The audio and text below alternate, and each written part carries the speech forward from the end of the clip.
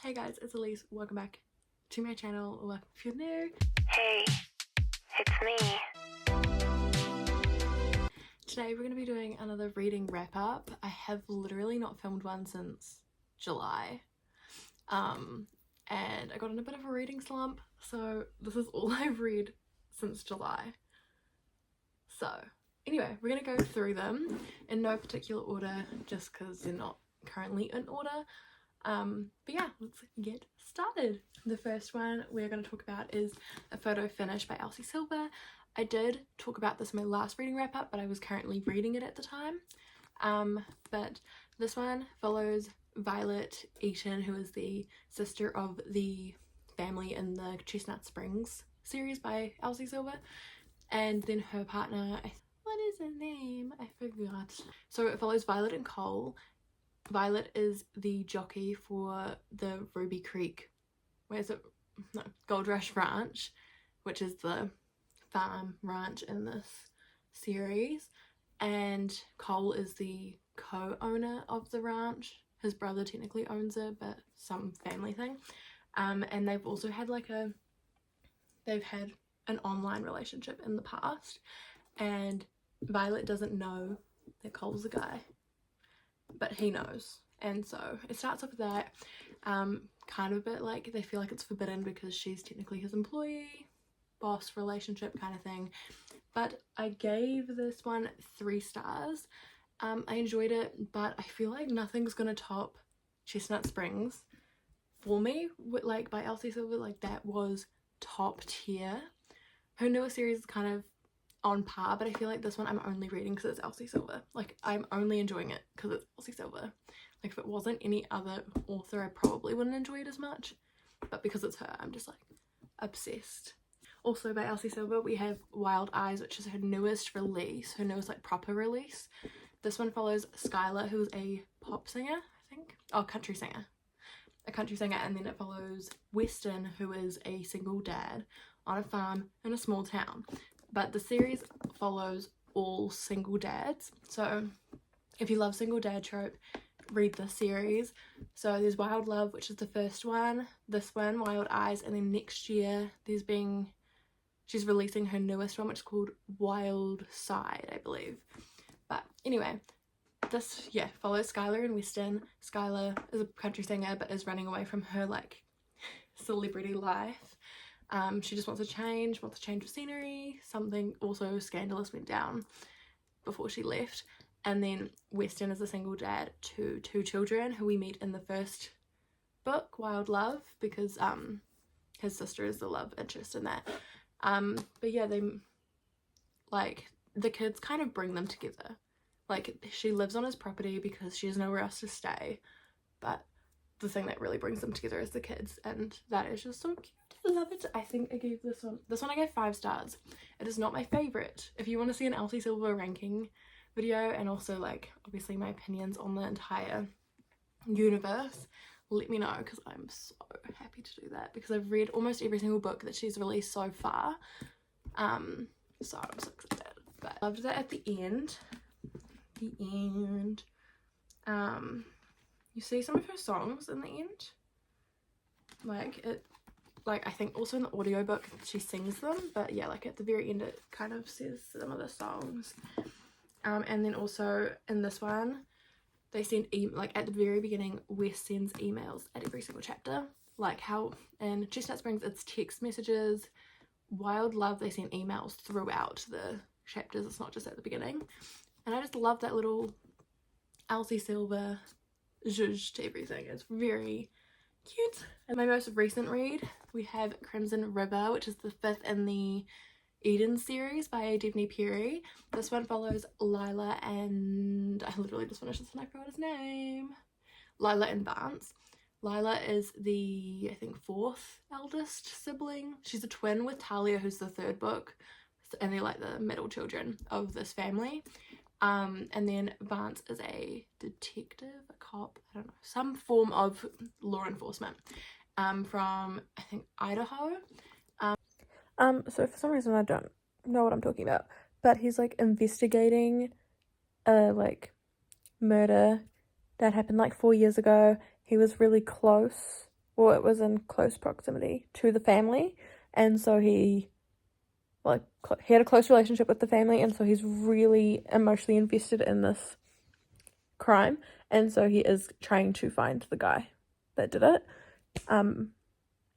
Yeah, and Lila came in contact with him and reported it, and that's how he's come to Quincy. Don't know why I found that so difficult, but we move on. And Dusted by Lila Sage. This is the first book in the Rebel Blue Ranch series, and this one follows Clementine, also known as Emmy, and then also Luke, who's known as Brooks because that's his last name. Emmy is the youngest sister of 3, and she's got 2 older brothers who are both friends with Luke. So, you know, brother's best friend trope, and it is small town, obviously, but I found this book was really good. I read it so quickly considering I was in a slump and didn't read many books. But Emmy has something that happens, I'm pretty sure, she has an accident, and she's like a horse rider, and so she's scared to now go on horses, and Luke helps her get over this fear that she's got going on. And that's like with that, to help her get back on horses, and then through that they get closer, and they realize, like, literally before she moves back to town, they hate each other. Like, they are enemies, kind of, except it's not really enemies. But I literally love romances. Small town romances, top tier. But yeah, I'm so excited to read the rest of the series. I've had both of the books and I haven't read them yet. I finally read Iron Flame by Rebecca Yarros. Are we surprised? Are we shocked? I am. I'm definitely shocked, because I said literally back in January I was never going to read this book again. I was never going to finish it. Fully DNF'd, done with the series. And then all of a sudden, some random day in August, July, whenever it was, I was like, I came home just to visit my parents, and I was staring at Iron Flame and I couldn't stop thinking about it. And so the next time I came back, I grabbed the book and I took it home and I started reading it and I finished it. And I ended up giving it 3 stars, obviously, because I DNF'd it. So I was like, I can't give it more than that. Like, I enjoyed the end, but the beginning was so slow. Like, the constant arguments between the couple, like, they just didn't seem like they were a couple. They hated each other for no reason, no good reason. And, well, she hated him for no good reason, other than he lied to her. But, like, that's so little. Like, just get over it. It did not need to take, like, 300 odd pages for you to get over this small little lie, you know? But the ending was so good. I'm so excited for the 3rd book, which I didn't think I was ever going to say. I never thought I was going to say I was so excited for the 3rd book. But, yeah, I'm excited to see where this goes.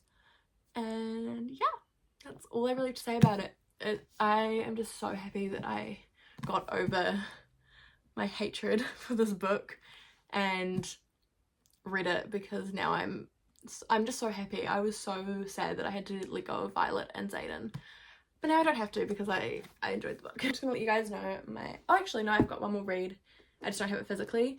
I read Harry Potter and the Philosopher's Stone. I believe that's what it's called. The Sorcerer's Stone. Why is the book different? Anyway, the first Harry Potter book, whatever it's called, because the movies are different. I don't know. On here it says The Sorcerer's Stone, so we're just gonna go with that. I read that in 4 days. Do you know, like, what? I got a Kindle, say a month ago, and the first book I read on it was Harry Potter, The Philosopher's Stone, and I smashed it out in a day, 4 days. Literally 4 days. What do you mean? I haven't read a book that quickly since, end of 22, beginning of 23. Whenever I started reading, I have not smashed out a book that quickly since then. What do you mean? What do you mean? So, yeah, I gave that one 3 stars, though, purely because I was comparing it to the movie the whole time. And it's also not my favourite in the series. Like, my favourites are Prisoner of Azkaban, The Goblet of Fire. Those are my favourites. So, yeah. And, my favourite movie other than, so those 2 are my top 2, and then it would probably be the last Deathly Hallows book. Movie. Part 2. Anyway, so I'm super excited for those ones. So at the moment, I'm also currently, well, anyway, I gave that one 3 stars because I loved it more than the movie purely because it had all the extra, like, characters and, like, I really loved having Peeves. Why is he not in the movies? Like, why is he not in the movies? Because he was such a cool added factor, like, comedic timing, perfect, causing trouble for the Golden Trio, perfect. Like, who decided to take him out? He was probably one of my favorite characters in the whole book. Like, why? Why'd you take... Yeah, I finished Crimson River after that, and now I'm currently reading Harry Potter and the Chamber of Secrets, and I'm halfway through that. So far, so good. Again, why is Peeves not... Why is he not in the movies? He is adding so much. Like, why? Also, probably a spoiler, but I mean, I feel like I even knew this before I read the book, but why is Sir Nicholas, Nearly Headless Nick, why is his birthday not in the movie? I know it was probably, like, pointless, but it kind of also helps make sense for the relationship between the Golden Trio, Moaning Myrtle, Peeves. I didn't realise that they were that close with Nearly Headless Nick until I read the book, because he invited you to his death day party and that's not in the movie. At least mention it. Be like, yeah, we went to Nearly Headless Nick's birthday party, death day party. Like, why is it not mentioned? Why is Peeves not mentioned? I'm gonna keep going on about this because literally best part of the book. Other than that, I am also reading The Front Runner by Elsie Silver. This again, I'm like this far through. I don't know how far that is. I think it's like 30, maybe 40% through. But I am enjoying this a lot more now. I was reading it on my Kindle before I started reading Chamber of Secrets because I was like, oh, I needed a little bit of romance to build it up, and it kind of put me back in a slump again. But now that I'm reading that and this, it's kind of good. It's balancing it out a little bit. I'm not too bored with it. But yeah, this one follows Stefan, Delka, and what's her face? Literally forgot the main female character's name. Why am I so bad with names? Mira.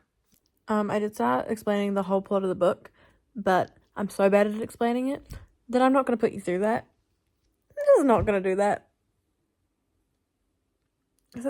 That's wrong. No. Anyway, I hope you guys enjoyed this video, and I will see you guys all in my next one.